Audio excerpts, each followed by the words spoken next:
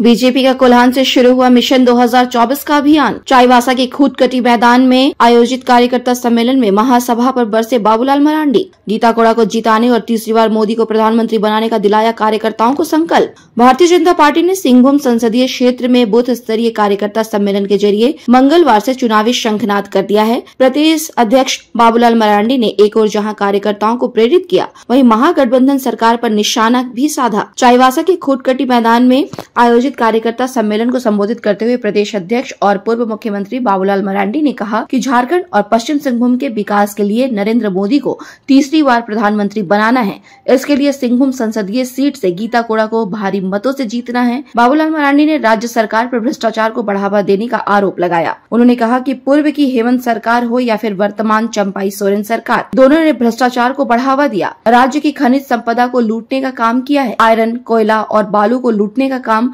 महागठबंधन की सरकारों ने किया है। मरांडी ने राज्य की कानून व्यवस्था पर भी सवाल खड़ा किया। महिलाओं के खिलाफ हो रहे अत्याचार पर उन्होंने राज्य की कानून व्यवस्था पर सवाल खड़ा किया है। India news viral, Bihar Jharkhand के लिए जयंत प्रमाणिक की रिपोर्ट।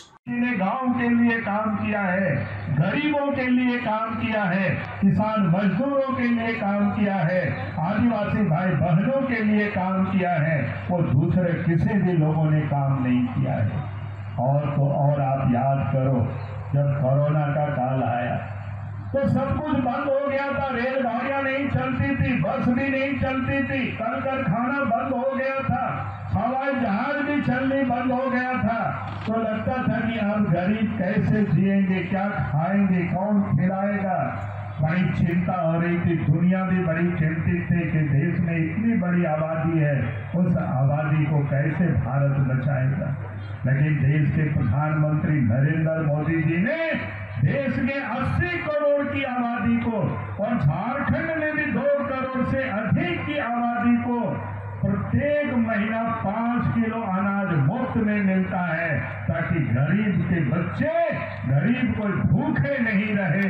अगर गरीबों की कोई चिंता कर रहा है तो इस देश के प्रधानमंत्री नरेंद्र मोदी जी चिंता कर रहे हैं। गरीबों को अनाज मिलता है कि नहीं मिलता है? मिलता है ना जी? तो मैं यही कहने के लिए आया था, क्योंकि चिंता करते, गरीबों के लिए घर की भी चिंता करते कि गरीबों को प्रधानमंत्री आवास मिले। लेकिन अब इस राज्य में प्रधानमंत्री आवास नहीं, यहाँ कह रहे हैं आगुआ आवास। वो आगुआ आवास की हालत क्या है, अभी आपको एमपी साहब, अभी गीता जी बता रही थी, वो तो एक प्रकार से बाबू लोगों का आवास बन गया। बेचारे ग्राम सभा का कोई महत्व नहीं, मुखिया का कोई महत्व नहीं, जो 25,000 30,000 टाका देगा उन्हीं का आवास मिलेगा। यानी उसमें भी यह लूटपाट जारी हो गया है। और मैं तो कहता हूं कि ये चुनाव के लिए पैसा को इकट्ठा कर रहे हैं चंपाई सोरेन जी, और घूम घूम करके कहते हैं 20 लाख आवास देंगे, अगुआ आवास। आप जोड़ लीजिए, अगर 20-20 हजार 25,000 एक आवास में लोग लेंगे तो 20-25 लाख लोगों से पैसा वसूल करेगा तो कितना पैसा होगा आप जान लीजिए। यही धंधा चल रहा है, उसी के अतिरिक्त और कुछ भी नहीं है। और इसीलिए इस राज्य में ये हालत हो गया है। और इसीलिए मैं आप सबसे ये कह रहा हूँ कि देश के प्रधानमंत्री गरीबों की भी चिंता करते हैं, उनको भी एक अच्छी आवास मिले, प्रधानमंत्री आवास मिले। बीमार हो तो उनकी अच्छी प्रकार से इलाज हो, तो उसके भी देश के प्रधानमंत्री नरेंद्र मोदी जी चिंता करते हैं। और उसके लिए भी आयुष्मान योजना के तहत हर गरीबों को 5 लाख रुपया तक की बीमा की सुविधा कार्ड मिलती है, ताकि गरीब भी बीमार हो तो अच्छे से अच्छे अस्पतालों में वो इलाज करा सके। तो भारतीय जनता पार्टी के नेताओं का देन है, अटल बिहारी वाजपेयी जी का देन है, एनडीए सरकार की देन है। और इसीलिए भारतीय जनता पार्टी का यह हक बनता है कि हम सब लोग गांव में जाएंगे और एक एक लोगों को बताएंगे, अगर इस राज्य को किसी ने बनाया है तो भारतीय जनता पार्टी ने बनाया है। यहाँ के आदिवासी, यहाँ के मूलवासी, यहाँ के रहने वाले लोगों का किसी ने कोई सम्मान दिया है तो भारतीय जनता पार्टी ने किया है। और इसीलिए भारतीय जनता पार्टी को हमें वोट देना है, ये संदेश लेकर के हम सबको जाना है। अब इस प्रदेश के अंदर में कैसे विकास हुआ है उस समय, या आज आप उसको महसूस करें, थोड़ा पीछे मुड़ करके देखेंगे तो आपको समझ में आएगा। क्योंकि हमें पता है कि मैं इस कोल्हार प्रमंडल में खास करके इस लोकसभा क्षेत्र में उन दिनों हम घुमा करते थे जहां सड़कें भी नहीं हुआ करती थी। बड़ी मुश्किल से हम सब लोग साइकिल से चलते थे, पैदल चलते थे जंगल झाड़ में, और पुरानी खटर फटर गाड़ी से हम लोग चलते थे, सड़कें भी ठीक नहीं हुआ करते थे, बहुत ही कठिन हुआ करता था इस क्षेत्र की दशा। और इस क्षेत्र का ही नहीं, पूरे झारखंड की यही हालत थी, पूरा देश का यही हालत था। मैं तो लोगों से कहता हूं कि आप याद करो पुराने दिनों को, 20 साल 25 साल पीछे मुड़ करके देखो, तो हम सब लोग मेला जाते थे, हाट बाजार जाते थे, कैसे जाना पड़ता था, पैदल जाना पड़ता था।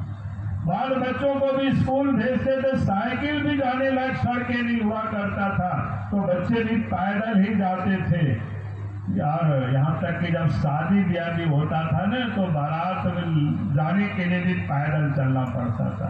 यहाँ कितने बहुत सारे लोग पैदल गए होंगे उस समय। लेकिन जब देश में और प्रदेशों में बीजेपी की सरकार बनी, मोदी जी की सरकार बनी, तो आज मैं दावे के साथ कह सकता हूँ, झारखंड के एक एक गांव आज लोग गाड़ी से पहुंच सकते हैं। अब यहाँ के लोग मेला जाते हैं, हाट बाजार जाते हैं, बच्चे स्कूल जाते हैं, गाड़ी से लोग जाते हैं कि नहीं जाते हैं बताइए। तो आज गांव तक सड़कें पहुंच गई, नदी नाला में भी पुल पुलिया बन गया। अगर ये संभव हो पाया है तो भारतीय जनता पार्टी के सरकार के कारण संभव हो पाया है। अगर भारतीय जनता पार्टी की सरकार नहीं होती तो हम सब गांव घरों में यूं ही पड़े रहते, आने जाने का भी कोई सुविधा नहीं होता। ऐसे देश में बहुत सारे कामों को उन्होंने किया है। मैं उन कामों की यहाँ उतना गिनाऊंगा तो बहुत समय लगेगा, लेकिन आम लोग जिससे जुड़ा हुआ छोटे छोटे चाहे गांव घरों में सुदूर अंचलों में लोग रहते हैं, उनके यहाँ तक जो विकास के लिए, उनके यहाँ तक भोजन के लिए जो राशन भी पहुंचावा रहे हैं। ये अलग बात है, झारखंड में जिसकी सरकार है उसमें भी गड़बड़ी करते हैं, उसको भी ठीक से नहीं पहुंचा पाते। और इसीलिए मैं आप सब लोगों से यही कहने के लिए आया हूँ। आज इस प्रदेश में सरकार जिन लोगों की चल रही, ये सरकार की कैसी, अभी आपको चर्चा कर रहे थे, इन 4 वर्षों में एक भी कोई वैसा काम नहीं है जो आज वो सरकार बता सके, चंपई सोरेन कहीं खड़े होकर के बता सके हमने कोल्हार के लिए ये किया। कहीं उनके पास कहने को कुछ नहीं है। बल्कि क्या हुआ है, इन 4 वर्षों में नदी की जितनी बालू था उसको भी यहाँ से सब बाहर भेज दिया। यहाँ के लोग अगर वो बालू को कोई उठाने के लिए जाते, अपने घर बनाने के लिए, मकान बनाने के लिए, तो पुलिस वाले पकड़ लेते हैं। पकड़ते हैं कि नहीं पकड़ते हैं बताइए? हरा हरा नोट दीजिए तो छोड़ देते हैं, और नहीं तो केस करके आपका गाड़ी को जब्त कर लेते हैं थाना में। यही होता है कि नहीं होता है बताइए?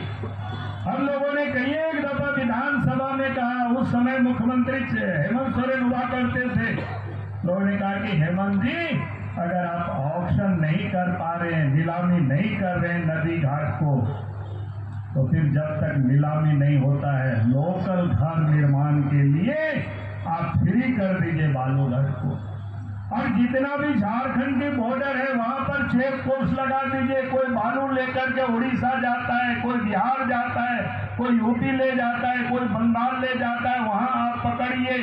अगर आपके पास पुलिस कम पड़ जाएगी तो भारतीय जनता पार्टी के कार्यकर्ता को आप लगा दीजिए, हम लोग देने के लिए तैयार है।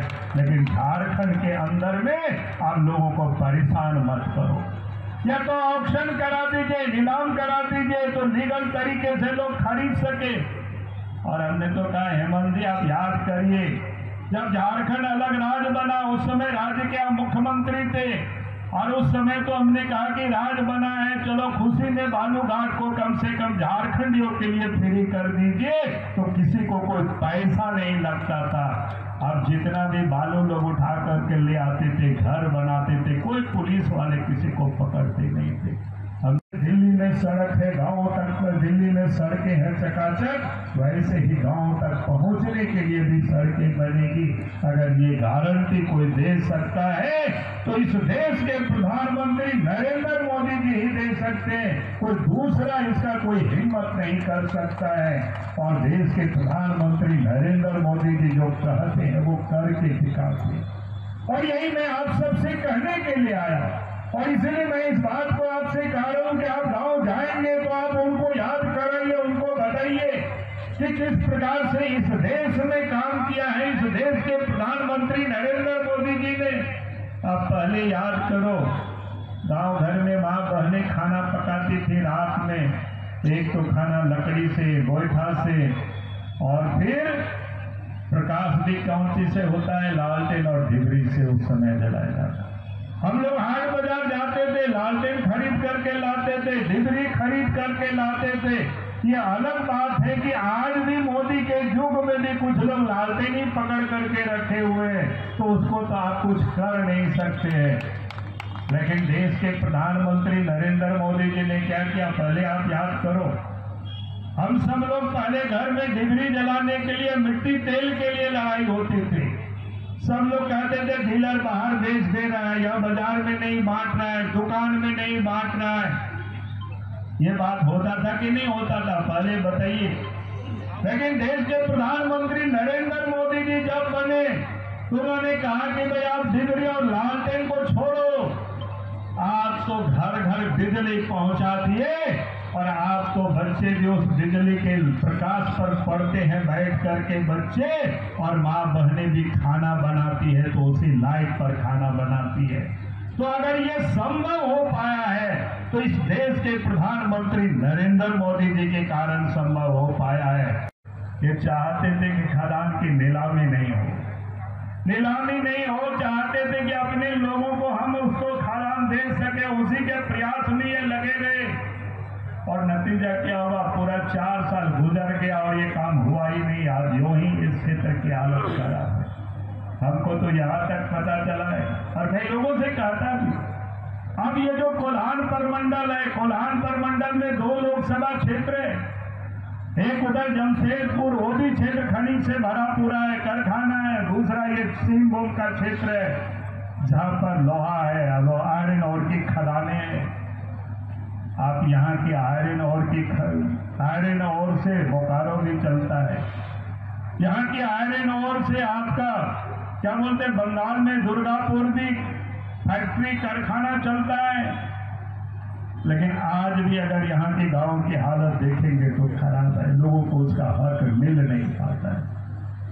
जो पैसा आता है उसका भी सुनते हैं कि यहाँ पर है, वही लोग इधर उधर करते, सरकारी पदाधिकारी मिलकर के।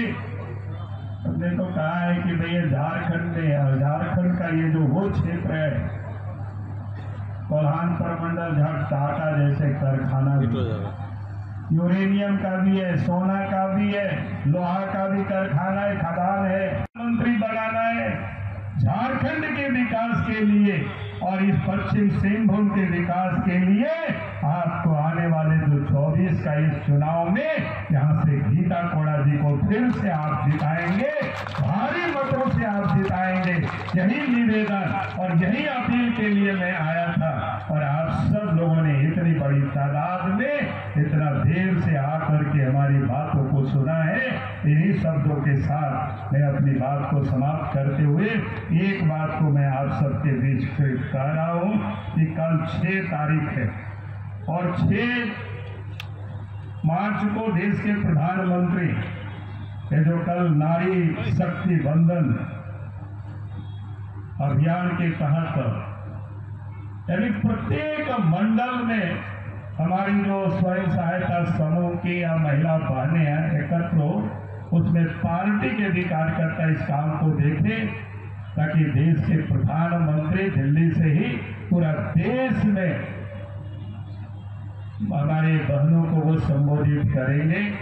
तो इसलिए आप सब लोगों से मेरा ये निवेदन है। जी को लेकर जो विपक्ष है आपका, वो आरोप लगा रहा कि वॉशिंग मशीन में वो आ गए हैं, पूरा उनका पाप धुल जाएगा, उनके ऊपर जितने केस थे वो हट जाएंगे। तो क्या कहना चाहेंगे इसमें? ये मामला उस सब तो कोर्ट पर, हम उस पर तो कुछ नहीं कहूँगा। लेकिन मैं इतना जरूर कहूँगा, मधुपुरा को कांग्रेस पार्टी जो उनके साथ सलूक किया वो किसी से छुपा हुआ। आप जरा सोचिए, चूँकि इनके साथ इस प्रकार की, हम तो बार बार कहे कि भाई जितनी मधु था तो कांग्रेस के नेता खा के, शिबू सोरेन खा के, बड़ा खाने के लिए ये तो इन लोगों ने गलत किया। और मैं तो मधु जी से कहूँगा कि भाई प्रेस कॉन्फ्रेंस करके सब कुछ बता दीजिए क्या हुआ है।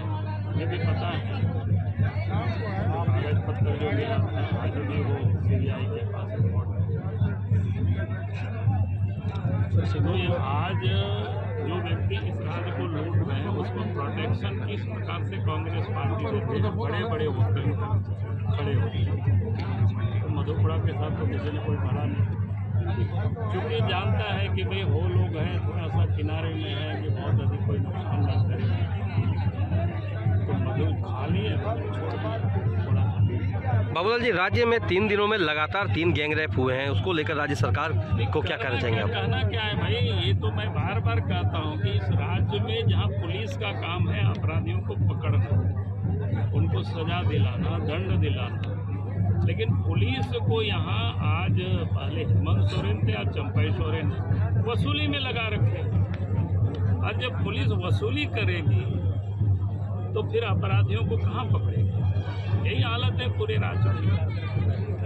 आज जो जानकारियां मिल रही है कि SP के ट्रांसफर पोस्टिंग में 5 करोड़, 6 करोड़, 10 करोड़, हम विश्वास नहीं करते चर्चा में, लेकिन जब आम लोग आते हैं और सब बताते हैं साहब थाना में कोई बिना पैसा से काम होता ही नहीं है, पैसा दीजिए तब भी कोई सुनता नहीं है, सुनता उसी का है जो गुंडा है, जो बदमाश है, उन्हीं लोगों का पुलिस सुनती है, उन्हीं लोगों का प्रशासन सुनता है। तो इस बात में दम लगता है कि जो लोग चर्चा कर रहे हैं पैसा लेकर के ट्रांसफर पोस्टिंग, इसमें सच्चा ने तो घोषणा कर दी है, आपको उम्मीदवार भी बना दिया है, तो अब किस तरह से इसे चुनौती मानते हैं? क्योंकि यहाँ पर अगर देखें तो पश्चिम सिंहभूम में एक भी विधायक आपका नहीं है, तो ये कितनी बड़ी चुनौती है लोकसभा चुनाव में? जनता हमारे साथ है, पार्टी संगठन भारतीय जनता पार्टी का सबसे सशक्त मजबूत संगठन है, पार्टी संगठन है, जनता है हमारे साथ में।